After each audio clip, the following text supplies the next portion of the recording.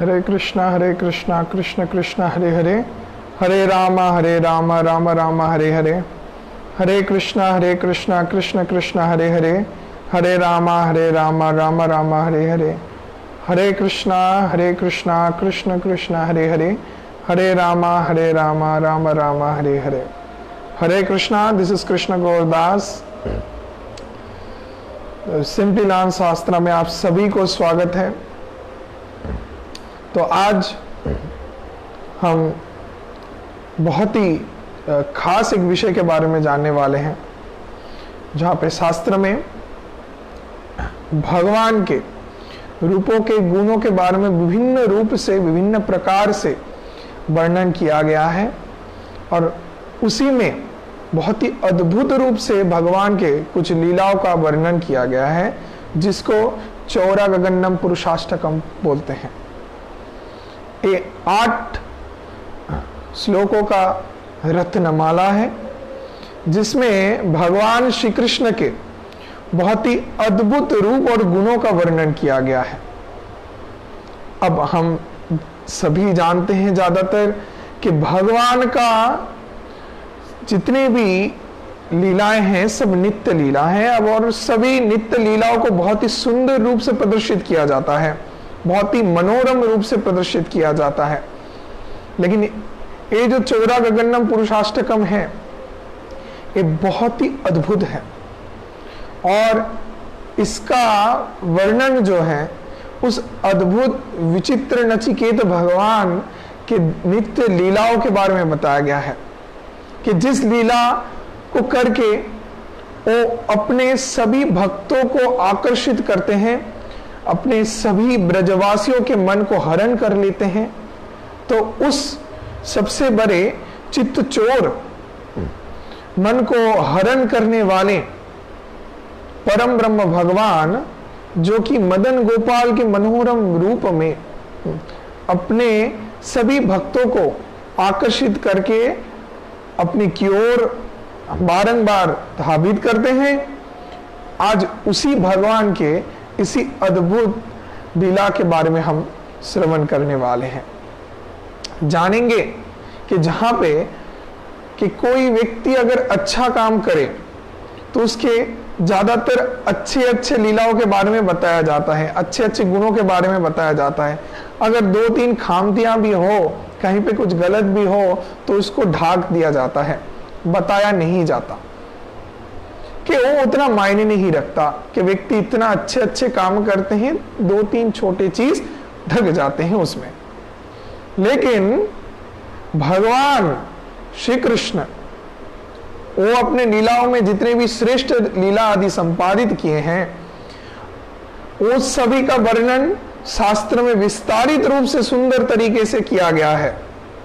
लेकिन ये भी एक खास बात है कि भगवान अनूर अनियान महत महियान, भगवान सबसे बड़े से बड़े हो सकते हैं और छोटे से छोटे हो सकते हैं, जिसके कारण ही श्री कृष्ण को परम ब्रह्म भगवान बोला गया है। अब वही परम ब्रह्म भगवान जब महत काम करते हैं उसके लिए भी पूजित होते हैं, और जब वो कहीं पे चोरी करते हैं, जिसको सामाजिक दृष्टि से देखने में हम बोल सकते हैं कि भगवानों को कैसे चोरी कर रहे हैं। अब एक चोरी भी भगवान का बहुत महत होता है। अब ये चीज कैसे महत है, इसको हम आप सभी को वर्णन करने का प्रयास करेंगे। तो भगवान के जो कुछ भी कार्य है सब कुछ दिव्य है, जिसको श्रीमद् भागवत गीता में बताया जा रहा है। साक्षात भगवान बता रहे हैं अर्जुन को कि जन्म कर्मच्च मे दिव्यम यो मे वेति तत्वतः, कि मेरा जन्म मेरा कर्म सब दिव्य है, तथा जन्म कर्मच्च मे दिव्यम यो मे वेति तत्वतः, जो व्यक्ति इसको समझ लेता है, तथा देहाम पुनर्जन्म नेति मामेति सोर्जुनः, कि इस तत्व को समझ लें कि मेरा सभी नित्य कर्म आदि सब कुछ कैसा है? दिव्य है। तो जो व्यक्ति इस निष्कर्ष में आ जाएगा, इसको समझ लेगा, तो उस व्यक्ति का पुनर्जन्म और नहीं होगा और उसको इस जड़ जगत में, दुखालय में और कभी लौट के नहीं आना पड़ेगा। तो भगवान के जो भी विषय है पूर्ण रूप से सब दिव्य है। तो अगर वो चोरी भी करते हैं उसके लिए भी वो प्रसिद्ध होते हैं। अगर आप देखें भगवान श्री कृष्ण के लीला में, भगवान श्री कृष्ण माखन चोरी करते हैं। अब भगवान श्री कृष्ण माखन चोरी करके जगत में प्रसिद्ध होते हैं, उनका नाम बनता है माखन चोर, और माखन चोर के रूप से ये पूरे अखिल ब्रह्मांड उनका आराधना करते हैं। लेकिन कोई साधारण जीव अगर भगवान को देख के नकल करके वैसे कोई छोटा से छोटा चीज चोरी करने जाए तो इस दुनिया में इतना मार खाएगा, इतना निंदित होगा, इतना कष्ट दुख उसको मिलेगा जो सीमा के बाहर है। तो जीव कभी भी अनुकरण करके भगवान के समान नहीं बन सकता। भगवान जो कि है, उनके अंदर जितने भी गुण हैं सर्वोत्तम श्रेष्ठ हैं। जीव कभी भी भगवान के समान नहीं हो सकता। भगवान है आदि पुरुष और उनसे श्रेष्ठ प्रकृति, और प्रकृति के जीव हैं हम सभी। तो अगर हम भगवान के जैसे वैसे चोरी करने का प्रयास करें कि भगवान तो माखन चोरी किए हैं तो हम माखन चोरी करने जाते हैं, तो ऐसे चोरी करने जाएंगे तो हमको पिटाई मिलेगा। और भगवान अगर माखन चोरी करें तो माखन चोर के रूप से पूजित होते हैं, उनको अखिल ब्रह्मांड पूरा जगत पूजा करता है। भगवान रणांगण में जब युद्ध करने गए तो क्षत्रिय का नियम होता है कि कभी भी युद्ध रणांगण को त्याग करके आप नहीं जा सकते। अगर जाते हैं मतलब ही होता है आत्महत्या, अर्थात आप कायर हैं, कापुरुष हैं, इसके लिए आप रणांगण छोड़ के भाग रहे हैं। लेकिन भगवान जब युद्ध करने गए तो उस रणांगण में उस स्थान को त्याग करके दौड़ के भागे, जिसके लिए भगवान जगत में पूजित होते हैं। किस नाम से? रणछोड़ राय। तो अभी भी आप जाएंगे तो भगवान के उस श्री मंदिर को दर्शन कर सकते हैं, रणछोड़ राय, गुजरात में। तो भगवान का जो भी कार्य है सभी कुछ उत्तम है, श्रेष्ठ है, मनोरम है और सभी को आकर्षित करने वाले हैं। लेकिन उसको नकल करके अगर हम भी अपने तरफ से प्रयास करें कि भगवान श्री कृष्ण तो वृंदावन में रास लीला किए थे तो हम भी रास लीला करते हैं, और अगर हम ऐसा करने का प्रयास करेंगे तो तब ये हमारे जीवन में दुख का कारण बनेगा। अब हमको समझना है भगवान जो कर रहे हैं हम सभी जीवों को कुछ शिक्षा प्रदान करने के लिए कर रहे हैं, और उसके अंतर्निहित क्या रहस्य है इसको हमको भगवान के शुद्ध भक्तों के अधीन रह के उनसे श्रवण करना है। तब जाके हम उस शिक्षा, अगर हमारे अंदर योग्यता नहीं है और हम इस सभी उच्च कोटि के विषय को परीक्षा करने का प्रयास करेंगे तब निश्चित रूप से ही हम व्यर्थ होंगे। तो हमको समझना है कि कृष्ण कौन है, कृष्ण के महत्व क्या है। कृष्ण जितने भी लीला करते हैं ये कोई भी जागतिक दृष्टि से जैसे हम बाकी जीवों के अंदर देखते हैं उसके समान नहीं है। तो भागवत गीता के जो सबसे इंपॉर्टेंट श्लोक जिसमें भगवान इस तत्व को अच्छे से समझा दे रहे हैं, जन्म कर्म चमे दिव्यम यो मे वेति तत्वतः तथा देहम पुनर्जन्म नेति मामेति सोर्जुनः। तो इस ज्ञान को श्रवण करने के द्वारा आज के इस चौरा गगन पुरुषाष्टकम के भाव को हम स्मरण करने का प्रयास करेंगे, तभी जाके इस श्लोक के यथार्थ शिक्षा को हम समझ सकते हैं कि भगवान श्री कृष्ण इस धराधाम में रह के जितने भी लीला को प्रदर्शित किए थे उससे क्या क्या शिक्षाएं हैं हम बहुत ही अच्छे तरीके से समझ सकते हैं। तो चलिए अभी चौरा गगन पुरुषाष्टकम में हम प्रवेश करेंगे, लेकिन उसके पहले हम मंगलाचरण करते हैं। मंगलाचरण अर्थात ऑस्पिशियस इन्वोकेशन, जहां पे हम हमारे परम आराध्य गुरुदेव को वंदन करेंगे, फिर परम गुरुदेव को, फिर सभी गुरु परंपरा को, और सर्वोपरि श्रीमान चैतन्य महाप्रभु नित्यानंद प्रभु को, और उनसे जाके श्री कृष्ण चंद्र भगवान और श्रीमती राधा रानी, ललिता विशाखा अष्ट सखियों को, और उनसे कृपा को प्राप्त करके भगवान की कुछ लीला कथा को वर्णन करने का प्रयास करेंगे। तो चलिए शुरू करते हैं मंगलाचरण। ओम अज्ञानतिमिरान्धस्य ज्ञानांजना शलाकया चक्षुरुन्मीलितं येन तस्मै श्री गुरुवे नमः। श्री चैतन्य मनोभीष्टं स्थापितं येन भूतले स्वयं रूप कदा मह्यं ददाति शपदान्तिकम्।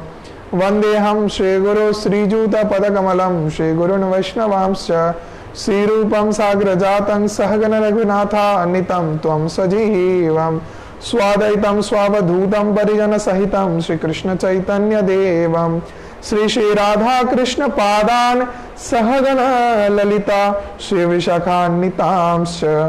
हे कृष्ण करुणा सिंधु दीनबंधु जगतपते गोपेशु गोपिका कांत राधा कांत नमोस्तुते। तप्त कांचन गौरांगी श्री राधे वृंदावनेश्वरी वृषभानुसुते देवी प्रणमामि हरिप्रिये। जय श्री लांचल निवासाय नित्याय परमात्मने बलभद्र सुभद्राभ्याम जगन्नाथाय ते नमः। जय श्री आनंदमय लीला विग्रहाय हेमांग दिव्य छवि सुंदराय तस्मै श्री महाप्रेम रस प्रदाय चैतन्य चंद्राय नमो नमस्ते। श्री नित्यानंद नमस्तुभ्यं प्रेमानंद प्रमशनासाय श्री जाह्नवाय नमः।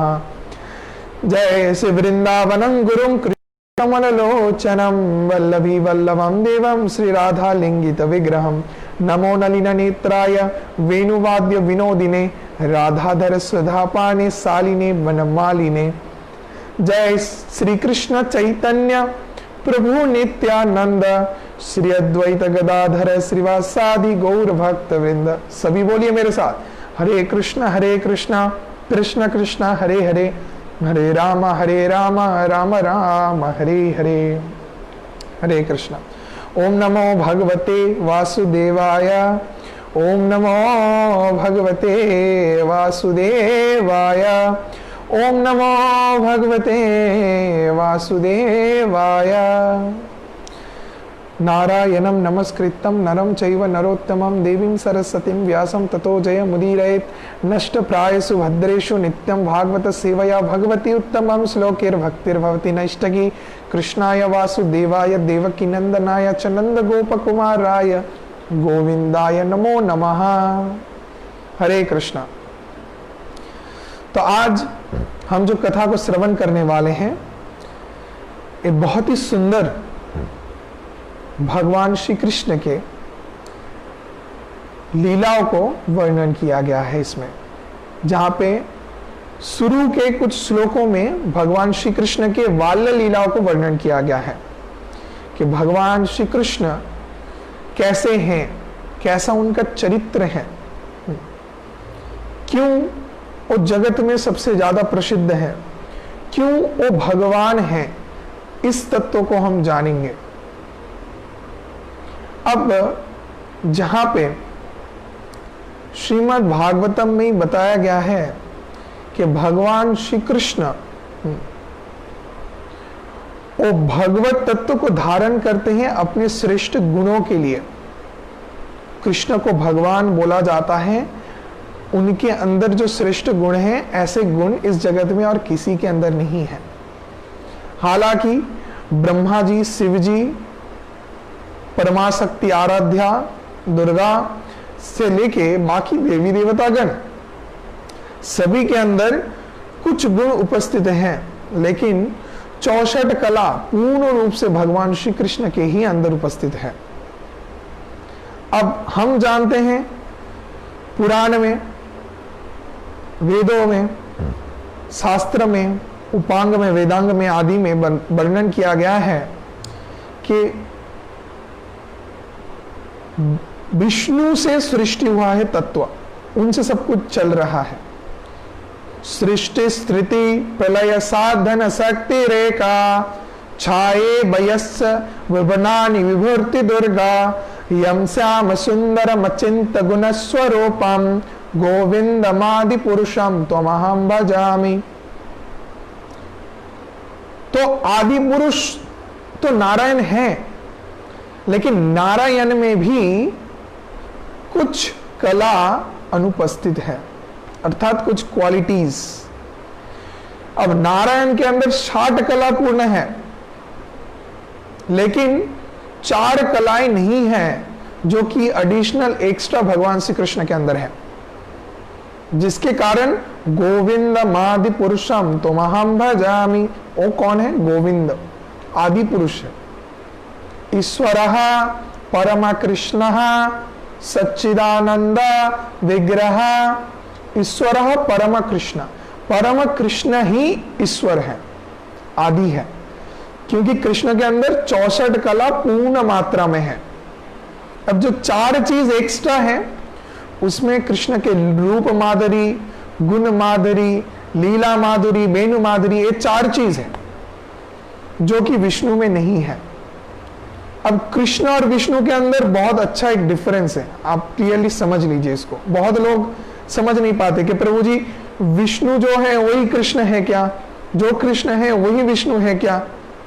थोड़ा सहज तरीके से बताएं तो अच्छा होगा समझना। तो चलिए आप लोगों के लिए बहुत सहज तरीके से हम बताने का प्रयास करते हैं। जैसे हुए विष्णु जी के थोड़ा सोफिस्टिकेटेड, थोड़े स्ट्रॉन्ग पर्सनालिटी, जो बात करते हैं एकदम जैसे कोई व्यक्ति ऑफिस में बैठा हो और बॉस बाकी लोगों से डील कर रहे हैं, बहुत ही सीरियसली इंटरेक्शन चल रहा है और उनके ऊपर कोई बात नहीं करेगा, जो भी बात करेगा सोच समझ के करेगा, जैसा वो इंस्ट्रक्शन देंगे वैसे ही सब फॉलो करेंगे। तो वो जो बॉस हैं अपने ऑफिस में हैं, उनको जैसा रिस्पेक्ट मिलता है, जैसे वो बातचीत करते हैं, वो उनके उस ऑफिस जोन के अंदर ही अवसर रहता है। अब वही बॉस जब अपने घर में आते हैं और घर में आके अपने बीवी बच्चों से मिलते हैं, अपने माँ बाप से बात करते हैं, तो थोड़ी वो ऑफिस में जैसे बात करते थे उसी ढंग से अपने माँ बाप के साथ, घर परिवार के लोगों के साथ बात करेंगे? बिल्कुल भी नहीं।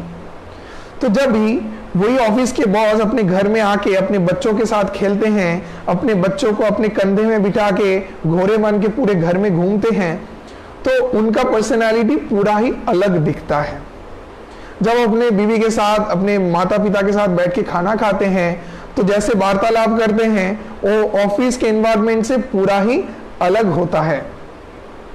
तो एक ही भगवान है साक्षात कृष्ण, जो कि ऑफिस में जब रहते हैं तब सीरियस नोट में नारायण बन के रहते हैं, और वही कृष्ण जब वृंदावन में अपने माता पिता के साथ, अपने गोपियों के साथ, श्रीमती राधा रानी के साथ, अपने गोप सखाओं के साथ रहते हैं, तो वहां पे बहुत ही प्रेम पूर्वक लीला को संपादित करते हैं। तो यही अंतर है नारायण में और कृष्ण में। तो नारायण एकदम सीरियस और भगवान श्री कृष्ण चंचल, सबसे नटखट। अभी तक इतिहास में भगवान श्री कृष्ण से ज्यादा नटखट, नौटी, बदमाश, लंपट कोई बच्चा जन्म नहीं लिया है। उनसे ज्यादा दुरंत, बदमाश बच्चा आज तक किसी को भी देखा नहीं गया है। अगर आप इस जड़ जगत में किसी को भी देखे, कोई बच्चे को, और आपको लगे कि ये बच्चा बहुत ही दुरंत है, एकदम स्थिर नहीं है, तो अगर आप सोचते हैं कि मैक्सिमम इससे ज्यादा बदमाश बच्चा हम नहीं देखे, अब उससे भी अगर आप 6 गुना करें, कोई बच्चा जितना बदमाश होगा उतना बदमाश भगवान श्री कृष्ण थे। अगर आप शास्त्र को पढ़ेंगे, भगवान की लीला को जानेंगे, तब आप आश्चर्य रह जाएंगे। अब उसी के कुछ विषय को हम आज जानेंगे, लेकिन भगवान श्री कृष्ण के जितने भी लीलाएं हैं उसमें भगवान श्री कृष्ण जैसे नटखटपन दिखाते हैं, चोरी करते हैं, तो वो सब इतना मधुर है, उससे जो श्रेष्ठतम शिक्षाएं हैं उसी को बहुत अच्छे से हम जानने का प्रयास करेंगे। तो आज हम जानेंगे चौरा गगन्नम पुरुषाष्टकम। बहुत ही ध्यान पूर्वक सुनिए, चौरा गगन्नम पुरुषाष्टकम। अब इसको हम थोड़ा तोड़ते हैं। ये संस्कृत शब्द है चौरा गगन्यम। चौरा अर्थात चोर, अग्रगण्यम जो चोरों में फर्स्ट आता है, अग्रगण्यम पहले आता है। पुरुषाष्टकम, पुरुष आदि पुरुष हैं परम ब्रह्म भगवान। अष्टकम उनके गुणों का वर्णन किया जा रहा है अष्टकम 8 श्लोकों में,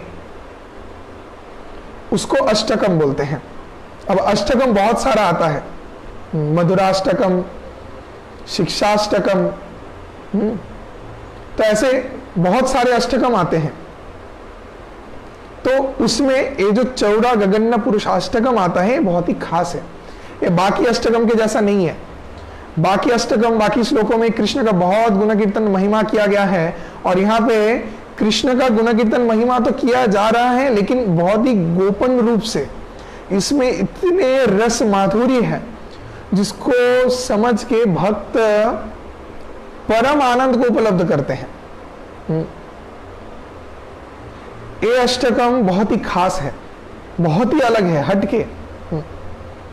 इसमें कृष्ण जो चोर हैं तो उनके चोर के जो कारनामे हैं जिसको करके भक्त को मोहित करके रखते हैं उसके बारे में बताया गया है।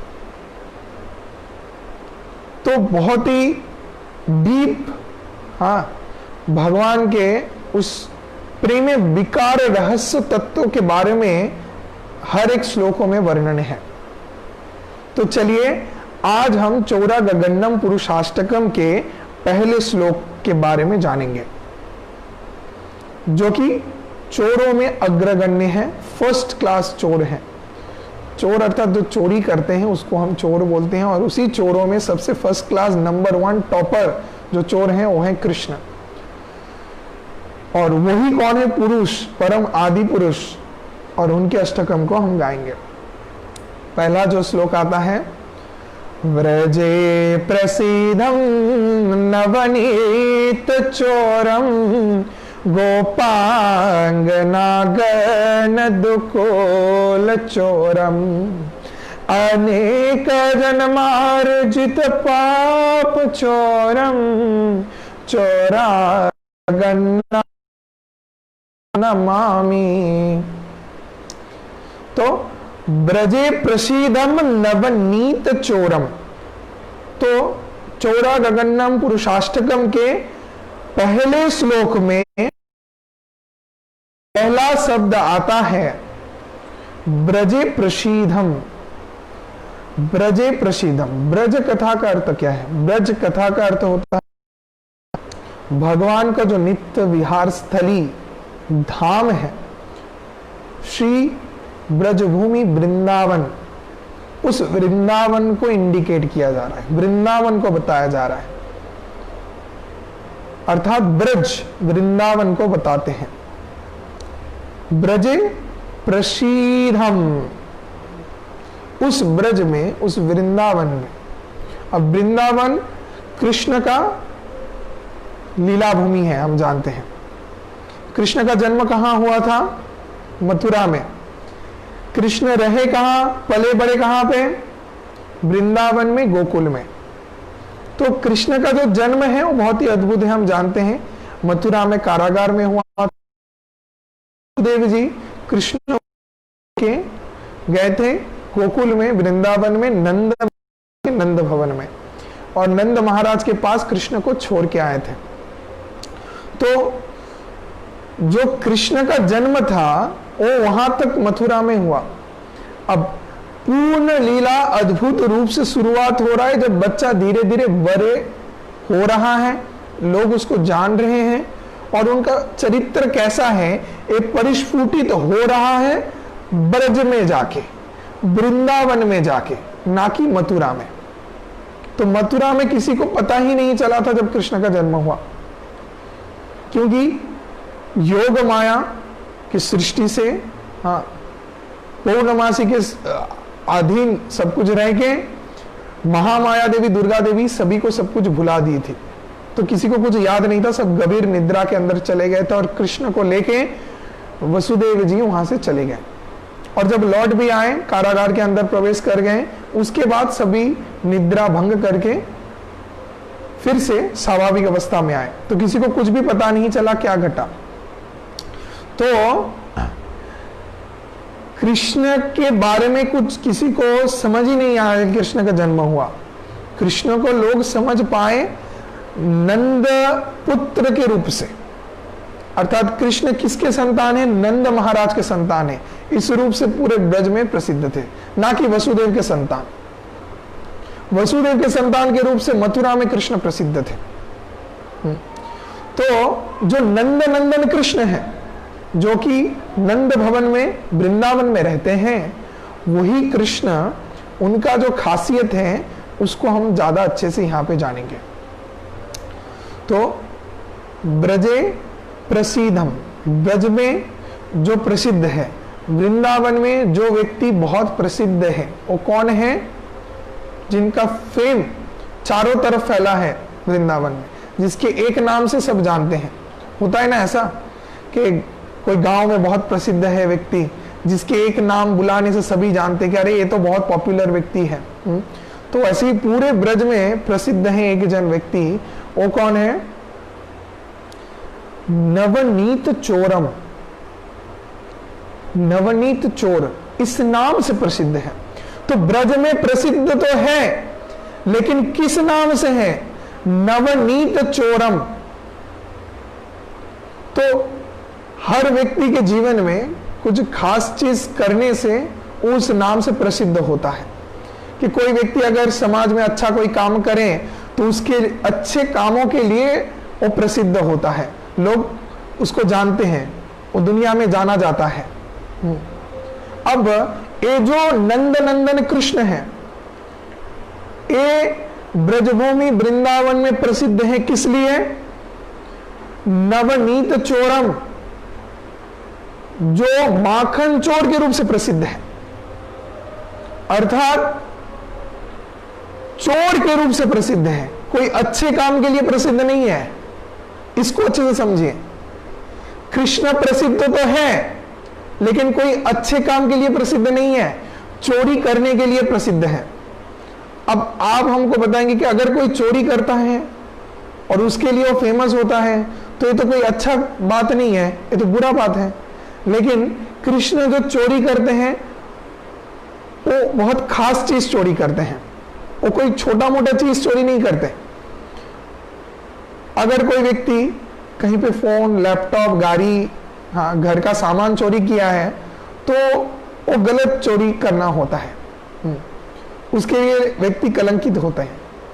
पर अगर कोई बहुत ही खास ऑस्पिशियस चीज को चोरी करता है, जो कि हमारे भले के लिए चोरी करता है, हमारे अच्छे के लिए चोरी करता है, और जिसके चोरी करने के बाद हमारा जीवन पूर्ण रूप से बदल जाता है, हम अच्छे हो जाते हैं, तो ऐसा चोरी बहुत अच्छा है।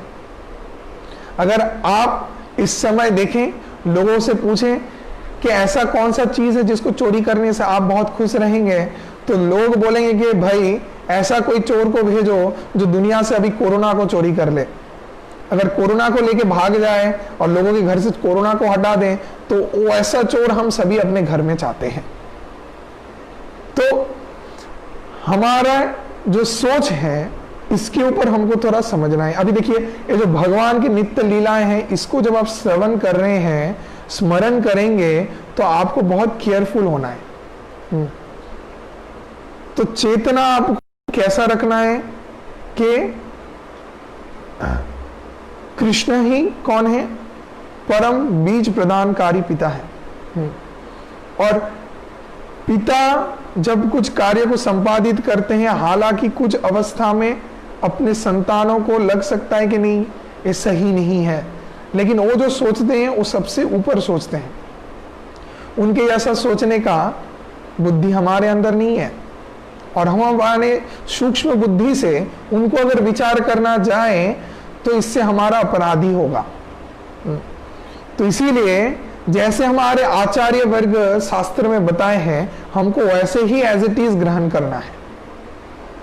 अब चलिए फिर से प्रसंग में लौटते हैं। नवनीत चोरम, जो क्या करते हैं, ब्रज के जो भी गोपी गण हैं, तो गोपी गण में वरिष्ठ गोपी है और युवती गोपी है और समवयस्का गोपी है, अर्थात जो कि मदरली गोपीज, जो कृष्ण के मां के समान हैं, कृष्ण के मां यशोदा के समान उम्र के जो स्त्रियां हैं, वो सब है वरिष्ठ गोपीगण। तो वो भी कृष्ण के मां के समान लगते हैं। और है कृष्ण से वरिष्ठ, कृष्ण से ज्यादा उम्र के गोपीगण, कि कृष्ण जितने उम्र के हैं उनसे ज्यादा उम्र के युवती गोपी, और कृष्ण का जो उम्र है उस उम्र के समान जो गोपीगण है, समवयस्का गोपीगण। तो कृष्ण क्या करते हैं, कृष्ण इन सभी से लीला संपादित करते हैं। इन सभी को आनंद प्रदान करने के लिए विभिन्न प्रकार के अद्भुत लीलाएं करते हैं। तो जो वरिष्ठ गोपीगण हैं, जो मां के समान हैं, तो वो सब गोपीगण बहुत कष्ट करके, मेहनत करके, महीने अंतर महीने, सालों साल समय लेके दधी मंथन करके, चारण करके माखन, दही आदि बनाते हैं, बना के मटकी के अंदर भर भर के रखते हैं ऊपर। और कृष्ण कौन है? कृष्ण है बड़े एक चोर। तो चोर का क्वालिटी क्या होता है? चोरी करना। तो चोर तो जाके चोरी करेगा। अब चोरी करना भी कैसा कि अपने घर में चीज है, उसके बाद में भी जाके चोरी कर रहे हैं दूसरे से। साधारणतः हम लोग चोरी कैसा देखते हैं कि जिस इंसान के पास कोई निर्दिष्ट प्रकार के वस्तु उपस्थित नहीं है, वो जाके दूसरे से उस चीज को चोरी करके प्राप्त करने का प्रयास करते हैं। लेकिन भगवान कौन है? अखिल ब्रह्मांड नायक। उनके पास सब कुछ है, इस दुनिया में जो कुछ भी है सब उनका ही दान है। तो उनके पास सब कुछ रहते भी वो क्यों चोरी कर रहे हैं? जहां पे भगवान श्री कृष्ण जब माखन चोरी करने जाते हैं, तो जो चोरी करते हैं, अब पूरे ब्रज में सबसे ज्यादा अधिक गाय अर्थात गोमाता नंद महाराज के घर में है। नंद महाराज के 9 लाख से भी ज्यादा अधिक गाय थे, जो कि हाईएस्ट गावी गोमाता थे। उनसे ज्यादा गोमाता ब्रज में किसी के पास नहीं थे। तो सबसे ज्यादा गोमाता, सबसे अच्छे क्वालिटी के गोमाता है, सबसे बढ़िया उत्तम गावी थे नंद महाराज के। और उत्तम गावियों से सबसे सुंदर सुगंधित दुग्ध निकाल के उस दुग्ध को कृष्ण को मां यशोदा प्रदान करते थे। उसी दुग्ध से, सुगंधित दुग्ध से चारण करके माखन बनाते थे, दही बनाते थे और वो कृष्ण को प्रदान करते थे। लेकिन कृष्ण का जो चरित्र है वो तो अद्भुत है, क्योंकि वो अद्भुत भगवान है। तो कृष्ण के घर में सबसे श्रेष्ठ चीज, सबसे बढ़िया चीज, सबसे फर्स्ट क्लास का चीज रहने के बाद में भी कृष्ण संतुष्ट नहीं रहते थे, क्योंकि उनको चोरी का माल ज्यादा अच्छा लगता था। तो उनको चोरी करके खाने में ज्यादा आनंद लगता था। और चोरी भी करेंगे, दूसरे से नहीं करवाएंगे, नहीं, खुद जाके करेंगे। खुद जाएंगे, दूसरे के घर से मटकी फोड़ेंगे और मटकी फोड़ के दूसरे से माखन, दही, ननी आदि सब लेके खाएंगे। तो ये है कृष्ण का चरित्र। तो कृष्ण जो चोर हैं, उनका चोरी करने का जो भाव है क्या है कि वरिष्ठ गोपी के घर से चोरी करेंगे, वो लोग मेरा निंदा करेंगे, हमको तुच्छ ताच्छिल्य करेंगे, हमको अभिशाप देंगे, हमको 10 बात सुनाएंगे, मेरे माँ के पास जाके मेरे नाम से कंप्लेन करेंगे।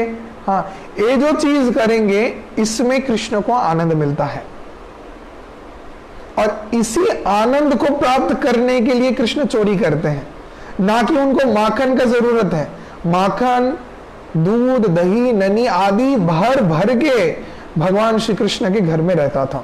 बताया गया है कि 10 घर रहते थे जो भर के, हाँ, ननी, दही आदि इसे पूर्ण रहते थे। कृष्ण जो जो पसंद करते हैं, लड्डू पेड़ा पूर्ण रूप से भरे रहते थे कि कृष्ण का जब भी मन चाहे वो लेके खा सकते हैं। लेकिन वो उसको वहां से लेके खाने से क्या करते थे, दूसरे के घर में चोरी करते थे। तो वरिष्ठ गोपियों के साथ ऐसे कार्य करते थे कृष्ण। अपने युवती जो गोपीगण हैं तो उनके वस्त्र को हरण करते हैं, वस्त्र चोरी करते थे। उनको अच्छा क्या लगता था कि वस्त्र चोरी करके कृष्ण भागेंगे और पीछे पीछे गोपीगण हाथ जोड़ करके कृष्ण से क्षमा मांगेंगे, क्योंकि सब क्या करते थे, कृष्ण को चोर चोर बोल के चिढ़ाते थे, कृष्ण को मानते नहीं थे, और कृष्ण के जितने भी सखा आदि थे सबको निंदित करते थे। तो इससे कृष्ण का मान नीचा होता था, ऐसा कृष्ण को और कृष्ण के सखाओं को लगता था। तो कृष्ण के सखागण कृष्ण को बोलते थे कि कृष्ण तुम हमारे दल के सरदार हो, और ये जो गोपीगण हैं ये लोग तुमको तुच्छ करते हैं, हमको अच्छा नहीं लगता। तो सरदार को कोई तुच्छ करे तो ग्रुप के मेंबर्स को अच्छा नहीं लगता है। तो कृष्ण के जितने भी सखा आदि थे, सुदाम, श्रीदाम, वसुदाम, स्तुक कृष्ण आदि, तो ये सब कृष्ण को बोलते थे कि हे कृष्ण, ये जो गोपीगण तुम्हारे नाम में कलंक करते हैं, तुमको पूरे ब्रज में कलंकित करते हैं, तुम्हारे माता पिता को कलंकित करते हैं, तुम्हारे घर में जाके तुम्हारे नाम पे निंदा करके आते हैं, तुम्हारे माता पिता को तुम्हारे नाम से अपमानित करते हैं, उनको कंप्लेन करते हैं, तो ये हमको अच्छा नहीं लगता है। तो तुम सरदार हो और तुमको ये लोग छोटे करते हैं इतना अपमानित करके, तो तुम इसका कुछ प्रतिशोध लो, कुछ करो जिससे ये तुम्हारे पास आके गिड़गिड़ाए। अब कृष्ण भी ऐसा चिंतन करते थे कि हाँ, इनको सबक सिखाना है। अब सबक सिखाना ये तो कृष्ण का एक इच्छा तो था, इसको बोलते एक परकीय रस तत्व, वो एक रस माधुरी कृष्ण प्राप्त करना चाहते थे, ये पहला कारण है। दूसरा जो गुरु रस तत्व है उसमें क्या बताया गया है, जो कृष्ण प्रणय रस तत्व जो बताया गया है वो है कि ये जो गोपीगण थी ब्रज की, ये सभी माता कात्यायनी की व्रत करती थी। माता कात्यायनी अर्थात दुर्गा की। तो ये जो कार्तिक महीना आता है इसमें कात्यायनी व्रत चलता है, तो उस समय ब्रजवासी गण इस व्रत को करते हैं। अभी भी ये व्रत बहुत प्रसिद्ध है। इस व्रत को किया जाता है कृष्ण को प्राप्ति करने के लिए, कृष्ण प्रेम को प्राप्त करने के लिए। तो गोपीगण जो कन्याएं हैं वो श्रेष्ठ वर को प्राप्त करने के लिए माता कात्यायनी से पूजा करती हैं, उनसे प्रार्थना करती हैं, व्रत को धारण करती हैं। अब माता कात्यायनी से क्यों? क्योंकि कात्यायनी साक्षात पार्वती देवी, जिनके पति हैं साक्षात शंभु भगवान शिव। अब शिव जी से श्रेष्ठ इस दुनिया में कौन है? जो देवादिदेव महादेव है। तो हे गौरी, आपकी कृपा से आपके जैसे श्रेष्ठ वर को हमको प्रदान कीजिए। इसके लिए गोपीगण माता कात्यायनी के व्रत को करती थी और मनी मन चाहती थी कि हमको जो नंद नंदन कृष्ण हैं उनको प्रदान कीजिए, उनको हम पति के रूप से प्राप्त करना चाहते हैं। अब सभी गोपी माता कात्यायनी से व्रत करके एक ही चीज मांगती थी, कृष्ण को हमारा पति बना दीजिए। कृष्ण को पति के रूप में वर्ण करना सभी गोपी चाहती थी। अब इस व्रत को कोटि कोटि गोपीगण करती हैं, कोटि कोटि गोपीगण। अब कोटि कोटि गोपीगण सभी माता कात्यायनी से एक ही चीज मांग दी है। अब माता कात्यायनी भी सोच रही कि सभी को कृष्ण को कैसे प्रदान करें, तो इसके लिए ये जो वस्त्रहरण लीला हुआ था यमुना के तट पे, तो कालिंदी में ये लीला भी इसी कारण संपादित हुआ था। तो इसका भी जो मूल बहुत ही वर्णन है, डीप वर्णन है, कभी हम बाद में बताएंगे। नहीं तो अगर अभी बताने जाए तो मूल जो अभी प्रसंग है जो चल रहा है तो इससे हट जाएंगे, क्योंकि वो जो वस्त्रहरण लीला है उसमें बहुत सारे शिक्षाएं हैं। श्रीमद् भागवतम में, बाकी कृष्ण की लीला में, भागवत महापुराण में और भी जगहों में इसके बारे में हमारे आचार्य वर्ग विश्वनाथ चक्रवर्ती ठाकुर से लेके सनातन गोस्वामी, जीव गोस्वामी बहुत अच्छे से इसका वर्णन किए हैं। तो कभी इसके ऊपर बताएंगे। तो अभी जहां पे सभी गोपीगण कृष्ण को पति के रूप में चाहते थे, तो अपने पति के रूप में प्राप्त किए, कृष्ण सबके वस्त्र हरण कर लिए थे, चोरी करके भागे थे। तो जब कृष्ण चोरी करके भागे तो सब गोपीगण आके कृष्ण के चरण में गिर पड़े और कृष्ण से प्रार्थना करने लगे, हे कृष्ण आप वस्त्र प्रदान करो, आप वस्त्र दे दो, तुम जो बोलोगे हम वही करेंगे। हाँ, तो अब कृष्ण बोल रहे हैं कि हमारे लिए माखन चाहिए, हाँ हमारे लिए तुम लोग नृत्य करोगे, हम जैसा बोलेंगे वैसा करो। अब सभी कान पकड़ के बोल रहे हैं, हाँ भाई हम लोग जो बोलोगे वही करेंगे, लेकिन कृपा करके हमारे वस्त्र हमको लौटा दो। तो कृष्ण ऐसे उन लोगों को सबक सिखाए, उनसे चोरी करके घर से सबक सिखाए, उनको उनके मटकी फोड़ के उनको सबक सिखाए। तो ये सब जो कार्य कृष्ण करते थे, इस सभी बुरे कार्यों के लिए कृष्ण प्रसिद्ध थे, लेकिन इन सब के अंदर बहुत ही डीपर मीनिंग है, जो कि एकमात्र एक कृष्ण के भक्त ही समझ सकते हैं, जिनके हृदय में कृष्ण के प्रति चरम प्रेम विकार है। तो कृष्ण जो माखन चोरी करके इतना प्रसिद्ध थे, नवनीत चोरम और नव गोपिका गण जो थी ब्रज में, उनके वस्त्र को चोरी करने के लिए कृष्ण प्रसिद्ध थे, उनके सब बाकी चीजों को भी चोरी करने के लिए प्रसिद्ध थे। नवनीत चोरम गोपांगनागन दुकूल चोरम, सेकंड लाइन में बताया जा रहा है। चौरा गगनम पुरुषाष्टकम के पहले श्लोक में दूसरे लाइन में क्या बोल रहे हैं? गोपांग नागन दुकूल चोरम। गोपांगना किनको बोलते हैं? जो गोपीगण है ब्रज में, जो स्त्रियां गोपिका कृष्ण के लिए पागल हैं, कृष्ण उनको बोला जाता है गोपांग।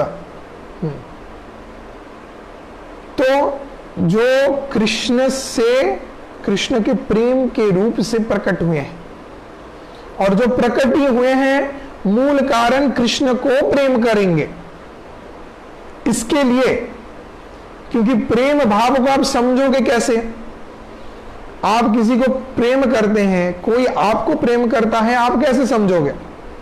इसको समझने के लिए आपको कोई ऐसा व्यक्ति चाहिए जो उस प्रेम को आपको दर्शन करवाए, और आप भी उस प्रेम को दर्शन करके आप अपने हृदय से उस प्रेम भाव को उनके लिए प्रकट करो। ये जो लविंग एक्सचेंज होगा, तब जाके you can understand what is love.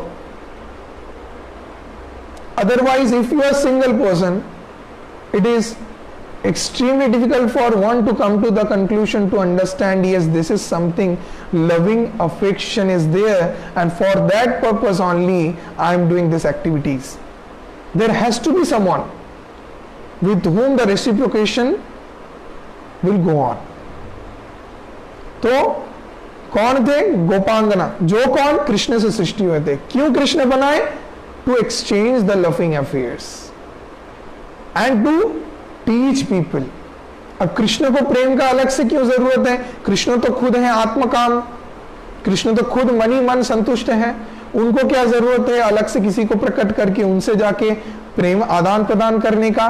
जगत को शिक्षा देने के लिए प्रेमो रसो निर्जास कोरिष्याश्चन रागो मार्ग भक्ति लोके कोरिते प्रचारण। प्रेम रस निर्जास, जगत में लोग जानते नहीं है प्रेम क्या है। जिसके लिए नारद मुनि, ब्रह्मा, शिव आदि कृष्ण से प्रार्थना किए, देवतागण कि इस जगत को आप प्रेम करना सिखाइए।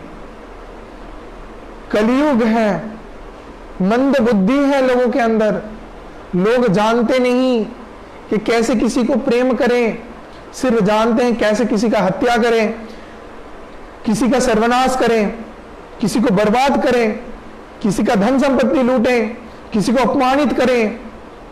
ये सभी चीजों को लोग जानते हैं, लोग जानते नहीं कैसा प्रेम किया जाता है। तो इसको प्रदान करने के लिए साक्षात भगवान श्री कृष्ण आए हैं। प्रेमांजन भक्ति विलोचनेना संत सदैव हृदयेषु विलोकयन्ति यं श्याम सुंदरम अचिंत्य गुणस्वरूपम गोविंदमादि पुरुषम त्वमहं भजामि। तो उस प्रेम तत्व रस को प्रदान करने, सिखाने साक्षात भगवान प्रकट हुए। अगर कृष्ण नहीं आते तो ये जगत प्रेम करना सीखता ही नहीं। जगत में जो प्रेम के रूप में हम देखते हैं, ये प्रेम नहीं है। क्या है? निजो इंद्रिय प्रीति वांछा, तारे बोलो काम, कृष्णो इंद्रिय प्रीति वांछा धरे प्रेम। This is the perverted form of the actual love of the Godhead. तो here the kama vasana is prominent, which we consider, but this is not the real love. If you want to see, if you want to taste the real love, you have to see the loving exchange between Krishna and Srimati Radharani and the Vrajavasis, Gopis, Gopas. How all the Vrindavan residents used to love Krishna, because whatever activities they start from the morning till they go for sleep, everything for the pleasure of Krishna himself. Satisfy their own senses only for the pleasure of Krishna. ये ब्रज का भाव है, जिसके लिए ब्रज सबसे अलग है, वृंदावन सबसे अलग है, सबसे उत्तम स्थान है। इसलिए वृंदावन के समान इस दुनिया में कुछ नहीं है। तो वृंदावनम स्वपद रमनम पाप विशद गीत कीर्तिहा, वही वृंदावन में सबसे प्रसिद्ध है कृष्ण के सभी नित्य लीलाएं। क्यों? क्योंकि कृष्ण के खासियत से वृंदावन का माधुर्य और भी बढ़ता है। कृष्ण के चरण रेणु से वृंदावन का माधुर्य और बढ़ता है। करते हैं, इससे वृंदावन का माधुर्य बढ़ता है। तो कृष्ण गोपियों से ऐसे चोरी कर रहे हैं। गोपांग नागन दुकुल चोरम, जो गोपीगण हैं उनका दुकुल अर्थात एक कुल है, जो बार पति, माता पिता, अपने परिजन को प्रेम करते हैं, उनका जो संसार है वो एक कुल है। और एक जो वो कृष्ण को पूर्ण रूप से प्रेम करते हैं और कृष्ण से युक्त बाकी बाह्यिक जो कार्य आदि करते हैं, वो एक कुल है। जो दो कुल है, जिसको लेके गोपीगण आगे अपने जीवन को धारण करती हैं, उस दो कुल को ही चोरी कर लेते हैं। कौन? कृष्ण। हमारे जीवन में कैसा है? हम कार्य आदि संपादित करते हैं, अपने जीवन में जितने कर्तव्य हैं माता पिता के प्रति, संतान के प्रति, हाँ, स्त्री के प्रति, अपने दोस्तों के प्रति, समाज के प्रति, देश के प्रति। तो ये सभी कर्म को संपादित जो कर रहे हैं, एक हमारा कार्य है जो हमको करना है। इसको छोड़ के हम नहीं जा सकते, इसको करना ही पड़ेगा। लेकिन इस चीज को जब हम डेडिकेटेडली कर रहे हैं और बीच में कोई इंटरप्शन आ जाए जो कि इस कार्य को अच्छे से करने ही ना दे, इसमें हम लोग फेलियर हो जाए, तब होता है प्रॉब्लम। ना आप ठीक से खा पा रहे, ना आप ठीक से सो पा रहे, ना अपने घर के लोगों को ठीक से देख पा रहे, ना घर के लोगों का सेवा कर पा रहे हैं, तब सबसे आपको गाली मिलेगा, आप विरक्त हो जाओगे। अब गोपियों का अवस्था ऐसा ही हुआ कृष्ण के साथ रह के। कृष्ण को प्रेम करके यही अवस्था गोपियों का हुआ।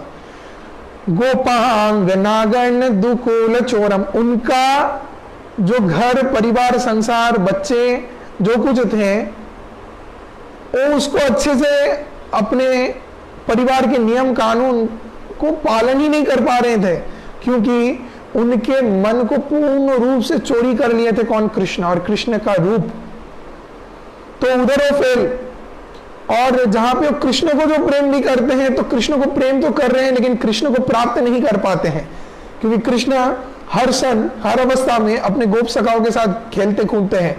अब गोपीगण तो कृष्ण के साथ ऐसे इस अवस्था में उनके साथ नहीं रह सकते, तो गोपीगण मन ही मन चाहते हैं कृष्ण के साथ रहना, हाँ, कृष्ण के साथ समय बिताना नहीं कर नहीं पा रहे हैं संसार के कारण। अब संसार के जो कार्य करेंगे उसको भी ठीक से कर नहीं पा रहे, क्योंकि उधर भी कृष्ण का ध्यान आ रहा है बारंबार, कृष्ण वहां पर भी इंटरप्ट करके डिस्टर्ब कर रहे हैं, तो उनका दो कुल जो चल रहा है दोनों को ही पूरा डिस्टर्ब कर दे रहे हैं। अर्थात जो नाव चल रहा है, जिस नाव में बैठ के वो चल रहे हैं, इतना प्रबल वर्षण आ रहा है कृष्ण प्रेम का, जो कि उनको पूरा टाल मटोल कर दे रहे हैं। कभी पर भी दुर्घटना हो सकता है, वो लोग गिर पड़ेंगे, तो लोग संतुष्ट नहीं है, नाव में भी बैठ के संतुष्ट नहीं है, उनको लग रहा है पानी में डूब जाए, और अगर पानी में डूबे तो वहां पे भी बहुत भीषण रूप से पानी बढ़ गया है, तो वहां पर भी मृत्यु होने का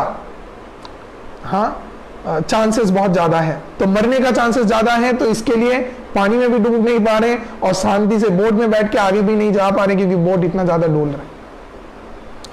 तो ऐसा अवस्था कृष्ण कर दिए हैं कि गोपीगण कृष्ण को छोड़ के दूसरा को चिंतन कर ही नहीं पाते, कुछ कर ही नहीं पाते। ऐसा अवस्था भक्तों का भी होता है। जब भक्त बहुत ही चरम स्तर में पहुंच जाते हैं, कृष्ण को बहुत प्रेम करने लगते हैं, तब कृष्ण क्या करते हैं? उनका अवस्था ऐसा करते हैं, उनसे सब कुछ छीन लेते हैं, उनका घर परिवार, माँ बाप बीवी बच्चे, हाँ, सुकृतियां फेम सब चोरी कर लेते हैं, सब हटा देते हैं। हाँ, एक कृष्ण का क्वालिटी है। तो ऐसे क्या कर रहे हैं कृष्ण? गोपांग नागन दुकुल चोरम, ये चोरी कर लेने। इसको छोड़ के कृष्ण और भी चोरी करते हैं कुछ। क्या चोरी करते हैं? अनेक जन्मार्जित पाप चोरम। कृष्ण चोरी करते हैं अनेक जन्म के अर्जित किए हुए पाप। अनेक जन्मार्जित पाप चोरम। चोरा गगन्ना पुरुषाष्टकम में पहले श्लोक में तीसरे लाइन में बताया गया है, अनेक जन्मार्जित पाप चोरम। बहुत जन्मों के कृत अर्जित सभी पाप को कृष्ण चोरी कर लेते हैं। देखिए कितना श्रेष्ठ विषय है। तो कौन ऐसे चोर को नहीं चाहेगा जो मेरे घर पे आए, आके हम जितने भी चोरी संचित कर, जितने भी मतलब पाप करोड़ों जन्म से संचित करके रखे हैं उसको चोरी करके लेके जाए। ऐसे चोर को हम लोग रोजाना आने देंगे, रोजाना घर में घुसने देंगे, और वो भी खुद बुला के लाएंगे कि भाई हमने इतने पाप किए हैं जिस पाप से हमको नरक में भी जगह नहीं मिलेगा। अब उस पाप को लेने कोई आ रहा है तो उस व्यक्ति को तो पहले ही वेलकम करेंगे। तो कृष्ण कौन है? अनेक जन्मार्जित पाप चोरम। एक जन्म का नहीं, आपके सिर्फ इस जन्म का पाप कृष्ण चोरी नहीं करेंगे, अनेक जन्मार्जित पाप चोरम। बहुत सारे जन्म के किए हुए जितने भी पाप हैं जो आप नहीं जानते, जिसका प्रारब्ध के रूप से आपको फल मिलने वाला है, वो सभी पापों को कृष्ण क्या करते हैं? चोरी कर लेते हैं, हरण कर लेते हैं। जब आप कृष्ण के पास जाते हैं, कृष्ण के मदन मोहन रूप को दर्शन करते हैं, हाँ, अनिंद सुंदर कृष्ण के त्रिवंग ललित मुरलीधर रूप को दर्शन करते हैं, कृष्ण आपके अनेक जन्मार्जित पाप चोरम, अनेक जन्मों के कृत अर्जित सभी पापों को चोरी कर लेते हैं। तो इसके लिए क्या है? चोरा गगनम पुरुषम नमामि। तो जो व्यक्ति हमारे जीवन से इतने बड़े बड़े पापों को चोरी कर ले रहे हैं, इतने ज्यादा पापों को चोरी कर ले रहे हैं, हरण कर ले रहे हैं, चोरा गगनम, उस चोरों में फर्स्ट क्लास जो चोर है, नंबर 1 जो चोर है, वो है कौन? पुरुषम नमामि। उस परम पुरुष को हम नमस्कार करते हैं, बारंबार 7 कोटि प्रणाम करते हैं उनके चरण में, जो हमारे जीवन में बहु जन्म के अर्जित पाप को हरण कर ले रहे हैं। चोरा गगन्नम पुरुषम नमामि, सिर्फ उन्हीं को प्रणाम नहीं कर रहे हैं जो मेरे जन्म के कृत अधिक से अधिक पाप को हरण कर रहे हैं, जो क्या कर रहे हैं शुरू में के ब्रज प्रसिद्ध नवनीत चोरम, जो नवनीत चोरी करते हैं, गोपांग नाग दुकुल चोर, जो गोपी गण के चित्त को चोरी करते हैं, उनके दुकुल को चोरी करते हैं, और अनेक जन्मार्जित पाप चोरम, जो हमारे जीवन में अर्जित सभी प्रकार के पापों को चोरी करते हैं। चोरा गगन पुरुषम नमामि, उस चोरों में सर्वोत्तम श्रेष्ठ चोर को हम बारंबार प्रणति निवेदन करते हैं। तो ये जो तीन मूल विषय हैं, इस तीनों चीजों में पारदर्शी एकदम एक्सपर्ट जो हैं चोर, वो कौन है? कृष्ण है। तो उनको बारंबार शतकोटि प्रणाम करते हैं। इसी को विल्वामंगल ठाकुर बहुत सुंदर तरीके से अपने चोरा गगन्नम पुरुषाष्टकम में वर्णन कर रहे हैं। तो जिसको हम लोग इस अधिक पुरुषोत्तम महीने में रोजाना गाना गाते हैं, प्रार्थना करते हैं भगवान श्री कृष्ण से, और श्री कृष्ण को दिया दिखाते हैं इस प्रार्थना से। तो चोरा गगन्नम पुरुषाष्टकम के पहले श्लोक को आज हम जाने, इसके बाद धीरे धीरे हम दूसरा तीसरा चौथा करके 8 श्लोकों को पूर्ण रूप से जानेंगे इस अधिक पुरुषोत्तम महीने में। तो जय श्री पुरुषोत्तम परम ब्रह्म भगवान ब्रजेंद्र नंदन श्री वृंदावन बिहारी कृष्ण चंद्र भगवान की जय। जय श्री ब्रजभूमि वृंदावन धाम की जय। जय श्री अधिक पुरुषोत्तम मास की जय। समवेत सकल भक्त वृंद की जय। निताय गौर प्रेमानंदे सीतानाथ हरि हरि बोल। जगत गुरु शीला प्रपात की परम गुरुदेव की जय। हरे कृष्णा। सभी को बहुत धन्यवाद मेरे साथ जुड़े रहने के लिए। हरे कृष्णा। जय।